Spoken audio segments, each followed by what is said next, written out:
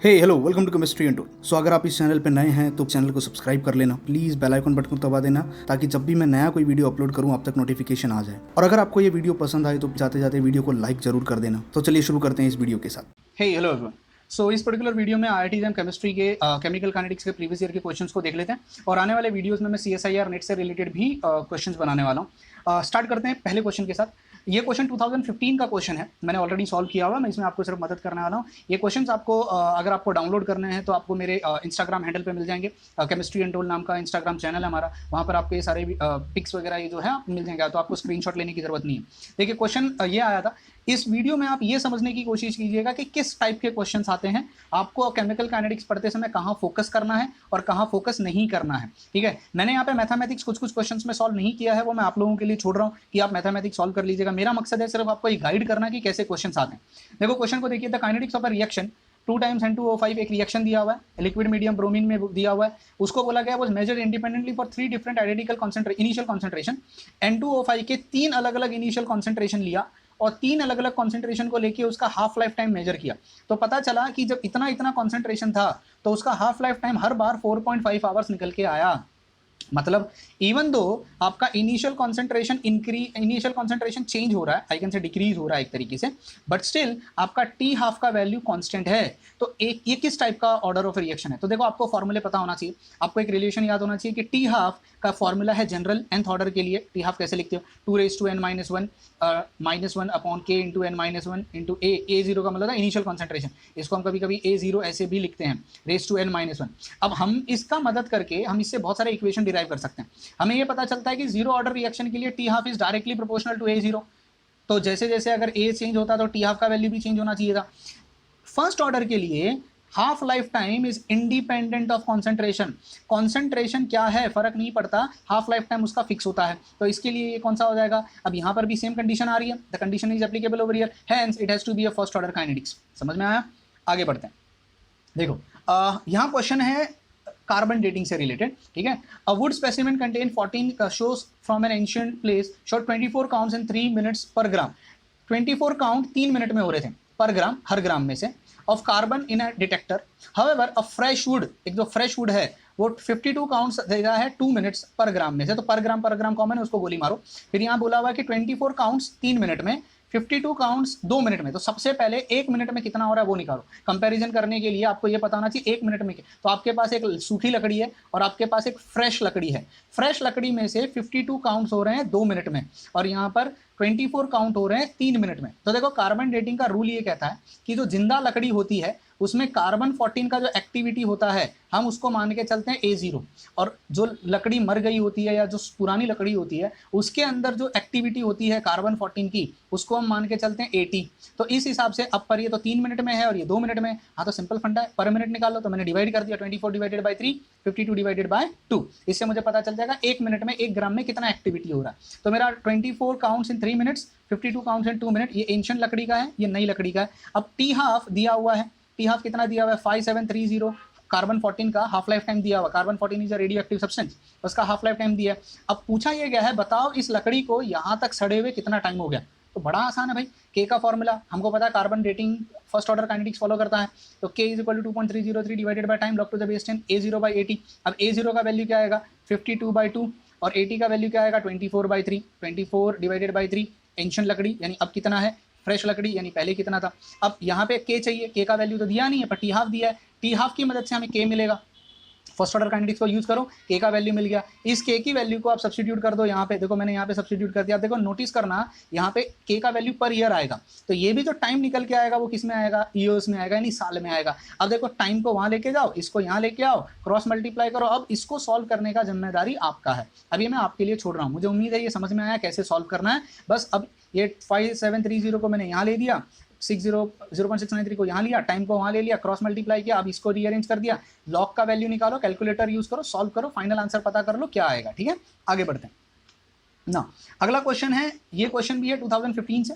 Question पूछा गया है कि एक रिएक्शन है जिसका रेट कांस्टेंट 25 डिग्री से डबल हो जाता है जब वो 45 डिग्री पे जाता है। यानी जब वो 25 डिग्री से 45 डिग्री जाएगा तो रेट कांस्टेंट डबल हो जाएगा, यानी K2 will become 2 times K1।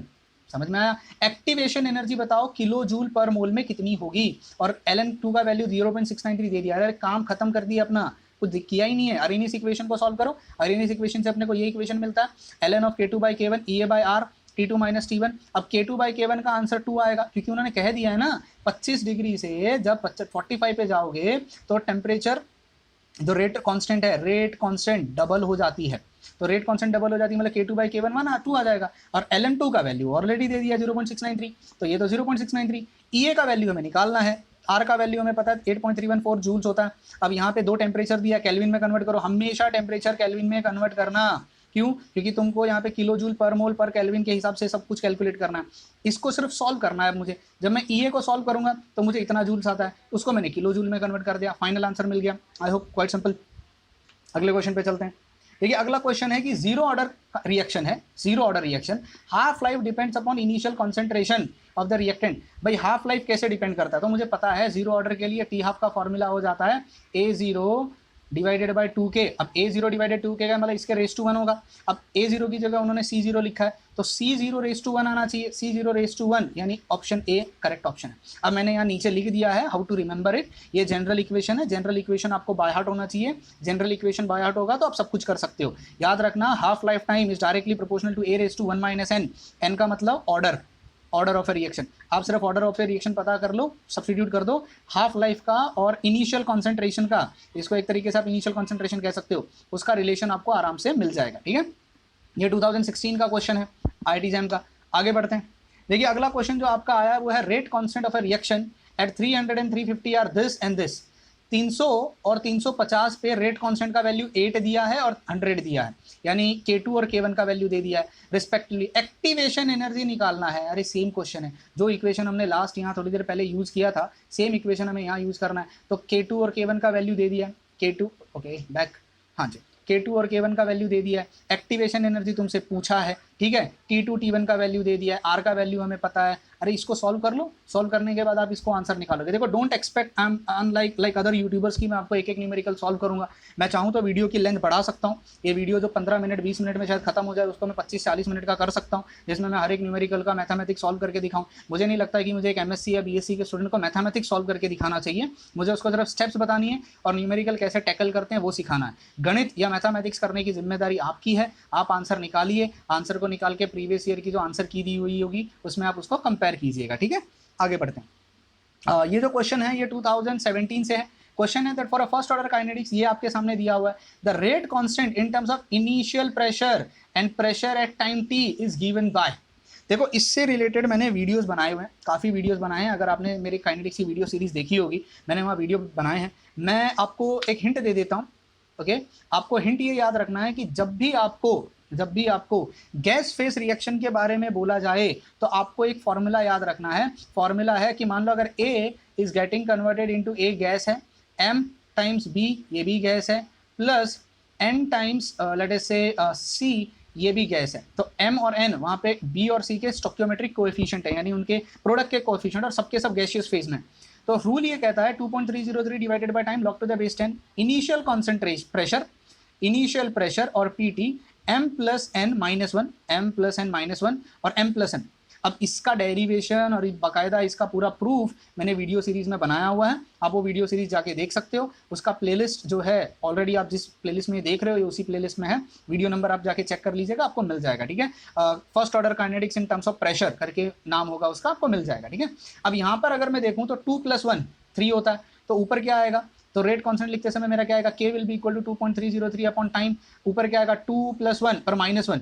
तो देखो m का वैल्यू कितना है 2, n का वैल्यू कितना है 1, तो m + 1 कितना हो गया 3 और m + n - 1 कितना हो गया 2, तो ऊपर आएगा 2 और नीचे आएगा 3, 2/3 2 टाइम्स P0 3। अब 2/3 तो एक ही ऑप्शन में दिख रहा है।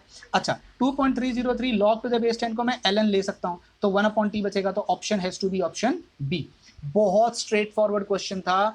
जो बच्चे ये कहते हैं कि काइनेटिक्स के क्वेश्चन IIT JAM में टफ आते हैं, उनको ये देख लेना चाहिए, ये सीख लेना चाहिए कि कितने सिंपल क्वेश्चंस आते हैं। प्रॉब्लम सिर्फ ये है कि आप पढ़ के नहीं जाते, इसलिए शायद हमको वो टफ लगते हैं। ठीक है, अगला क्वेश्चन पे आते हैं। अगला क्वेश्चन है for a reaction 2 times A + B gives you C + D if the rate of consumption of A is this।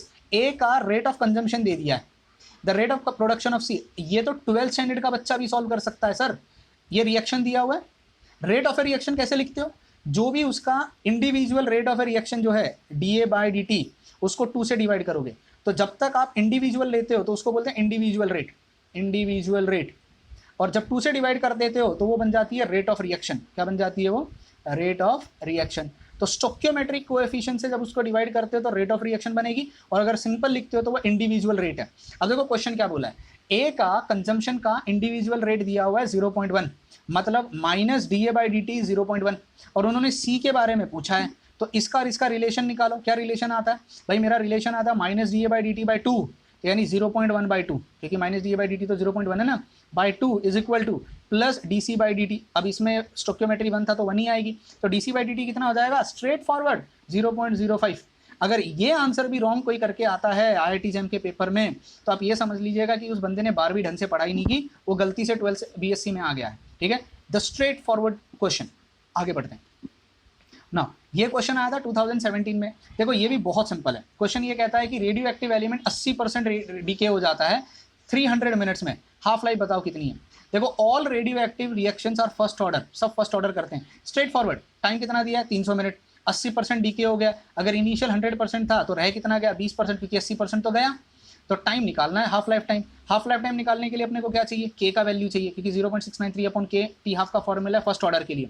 तो के कहाँ से मिलेगा? के का वैल्यू यहाँ से मिलेगा 2.303/टाइम, time is 300 minute, log to the base. Initial कितना है? 100, फाइनल कितना है? 20, क्योंकि 80 तो गया। अब इसको सॉल्व करो, के का वैल्यू इतना आएगा। चलो ये मैंने सॉल्व कर दिया है। इस के वैल्यू को यहाँ सब्स्टिट्यूट करोगे, सॉल्व करोगे, आंसर 129। इसको अप्रॉक्सीमेटली 129 भी लिख दोगे तो भी फुल मार्क्स मिलेगा। समझ में आया? एज सिंपल एज दैट, कुछ करना ही नहीं था। अगला क्वेश्चन 2018 का। देखो 2018 का क्वेश्चन तो ग्राफिकल था। जिसने फर्स्ट ऑर्डर काइनेटिक्स के ग्राफ ढंग से किए होंगे, मैंने करवाए हैं मेरे वीडियोस में, बहुत आसानी से कर सकता है। देखो A gives you product, first order kinetics follow करता है। If A represent concentration of reactant at time T, incorrect variation बताना है। अब बहुत आसान था। ए का कॉन्सेंट्रेशन टाइम के साथ एक्सपोनेंशियल डीके होता है, ये फर्स्ट ऑर्डर ग्राफ की पहचान है। ए का कॉन्सेंट्रेशन, क्योंकि हर टाइम, हर हाफ लाइफ टाइम में वो हाफ का हाफ, हाफ का हाफ, हाफ का हाफ होते जाएगा। आई होप आपको ये पता है। दूसरा, अगर मैं सी को देखूं तो रेट ऑफ ए रिएक्शन, हाँ रेट ऑफ ए रिएक्शन भी वक्त के साथ डिक्रीज होगी, क्योंकि rate of a reaction minus DA/dt is directly proportional to concentration. अगर वक्त के साथ कॉन्सेंट्रेशन एक्सपोनेंशियली डीके होता है तो रेट ऑफ ए रिएक्शन भी तो एक्सपोनेंशियली डीके होगी। तो रेट ऑफ ए रिएक्शन और टाइम का रिलेशन भी एक्सपोनेंशियल होगा। तो ये भी करेक्ट ग्राफ है, ये भी करेक्ट ग्राफ है। ये graph log of A versus time भी करेक्ट है। आप अगर इसको सॉल्व करो, आपको पता होगा, शायद आपने किया होगा, कि के will be equal to 2.303 divided by time log to the base 10 A0/80। अब इसमें हमने इसको सिर्फ सॉल्व किया है, t multiplied by k divided by 2.303, और it will be equal to log of A0 minus log of 80। उसके बाद में 80 को प्लॉट करना था एट एनी टाइम, इसको वहाँ लेके गए, उसको यहाँ लेके आए, तो ये ग्राफ भी नेगेटिव स्लोप के साथ आता है, जिसकी स्लोप -k/2.303 है। This is also correct. ये ग्राफ रॉन्ग है। Rate of a reaction concentration के साथ डिक्रीज होगी नहीं। अगर ए का कॉन्सेंट्रेशन बढ़ेगा तो रेट ऑफ ए रिएक्शन बढ़ेगा, क्योंकि rate of a reaction is directly proportional to concentration. तो ग्राफ एक्चुअली ये आना चाहिए था। तो जैसे जैसे कॉन्सेंट्रेशन बढ़ रहा है वैसे वैसे रेट ऑफ ए रिएक्शन भी बढ़ रहा है। This is the correct graph, but वो रॉन्ग दिया है और हमें इनकरेक्ट पहचानना था। So this has to be the right option. आगे बढ़ते हैं। देखिए 2018 का एक और क्वेश्चन है, ये तो बहुत ही स्ट्रेट फॉरवर्ड क्वेश्चन है। क्वेश्चन पूछा गया है कि 50% कंप्लीट होने के लिए जीरो ऑर्डर में अगर 30 मिनट लगता है तो 80% कंप्लीट होने में कितना टाइम लगेगा। अब लोग क्या करेंगे ना, डायरेक्ट रिलेशन निकालेंगे। जी फर्स्ट ऑर्डर में ये डायरेक्ट रिलेशन निकाल सकते हो, इसका मैं ट्रिक और प्रूफ दे देता हूँ। देखो टी हाफ का फॉर्मूला अगर मैं देखूं, के का फॉर्मूला अगर मैं देखूं तो A0 - AT/T होता है जीरो ऑर्डर में। A0 - AT का मतलब होता है कि आपका प्रोडक्ट, तो time is directly proportional to product. मैंने टाइम को वहाँ स्विच कर दिया, तो कितना टाइम लगेगा वो डिपेंड करता है कितना प्रोडक्ट बना। तो जितना, क्योंकि A0 इज इनिशियल, AT का मतलब होता है, मैं अगर तुमसे कहूँ इनिशियल 100% था, 20% चला गया तो रह कितना गया, 80% रह गया। या मैं कहता हूँ 20% रह गया तो कितना चला गया, 80% चला गया। आई होप समझ में आया। अगर 100% था, 20% रह गया तो 100 - 20 80 बताता। 80 मतलब कितना गया, गया मतलब प्रोडक्ट बन गया। तो दिस इज प्रोडक्ट। तो time is directly proportional to product, बस ये रिलेशन निकालना है। तो T1 is A0 - AT1, T2 is A0 - AT2। अब मुझे पता, इसका मतलब परसेंटेज कंप्लीटेड। अब यहाँ आओ, T1/T2 is A0 - AT, A0 - AT मतलब प्रोडक्ट। अब देखो टाइम वन कितना दिया है, टाइम वन दिया 30 मिनट, कितना कंप्लीट होने में 50, मतलब प्रोडक्ट कितना बना होगा, प्रोडक्ट 50 बना होगा। फिर कितना बोला 80% कंप्लीट होना, अब 80% कंप्लीट होना मतलब प्रोडक्ट 80% बन गया है, तो यहाँ पर कितना आएगा 80 आएगा। तो time one is directly proportional to product कितना बना, time two is directly proportional to product कितना बना। तो टाइम वन में 30 मिनट में 50% प्रोडक्ट बना, टाइम टू कितने मिनट में 80% प्रोडक्ट बनेगा, डिसअपियर कंप्लीशन मतलब प्रोडक्ट बनना। अरे तो क्रॉस मल्टीप्लाई करना था सिर्फ, आंसर 48 मिनट आएगा।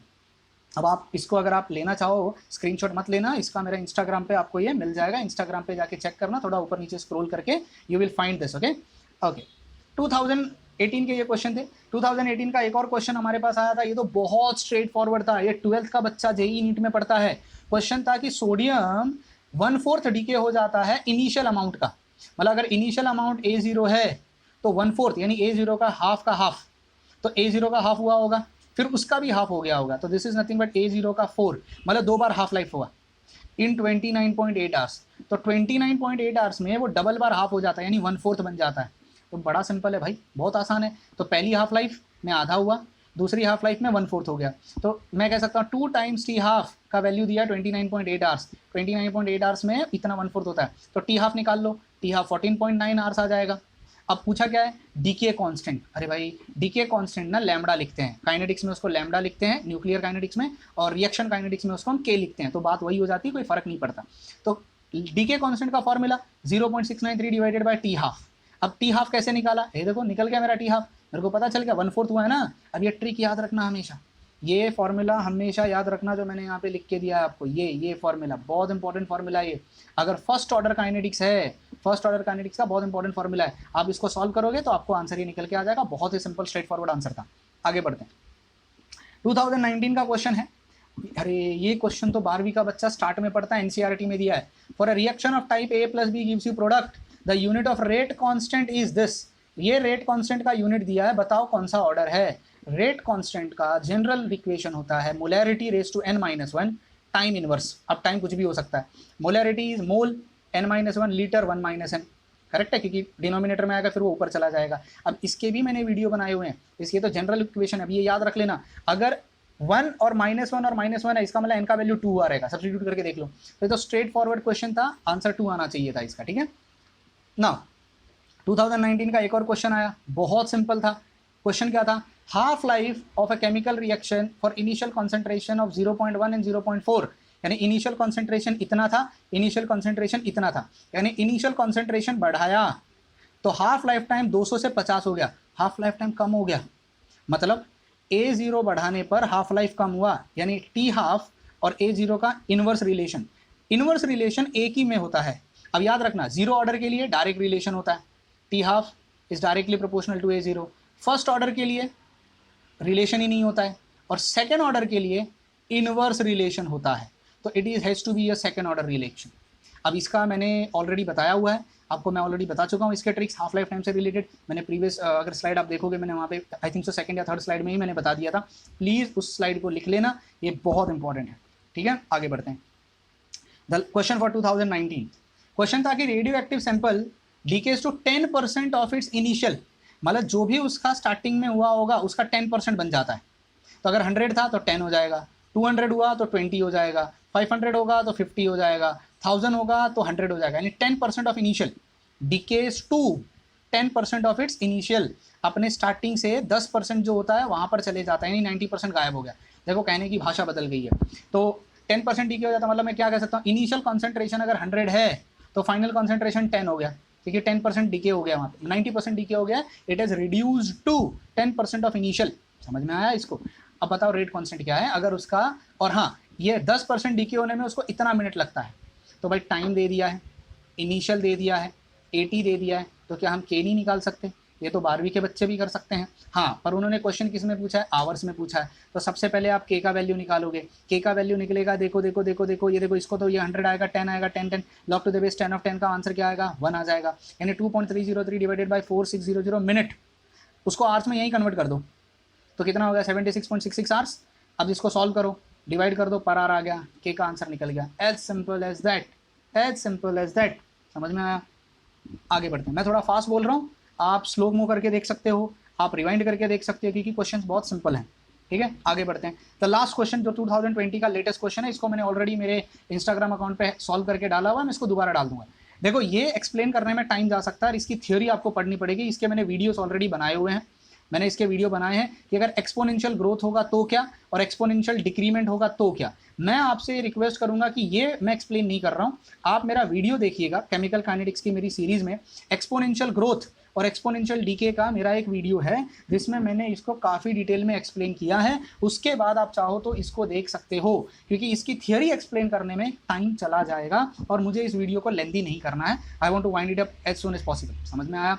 तो ये कुछ क्वेश्चंस थे जो 2022 तक के मैंने सिलेक्ट किए हैं। स्टार्ट हमने कहाँ से किए थे? आप अगर देखो तो हमने 2015 से स्टार्ट किए थे।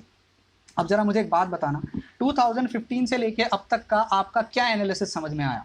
अगर मैं आपको काइनेटिक्स का सिलेबस दिखाऊं और मैं आपसे कहूं कि बताओ काइनेटिक्स का सिलेबस देखने के बाद आपको क्या समझ में आ रहा है, तो आप मुझसे क्या कहेंगे कि ज़्यादातर क्वेश्चन कहाँ से आए? अक्सर स्टूडेंट मुझसे पूछते हैं सर कहाँ से पढ़ें, तो आपको क्या समझ में आ रहा है, क्या पढ़ना चाहिए? तो ये देखो सिलेबस है काइनेटिक्स का, मैंने सिलेबस के ऊपर भी एक डिटेल वीडियो बनाया हुआ है ऑलरेडी।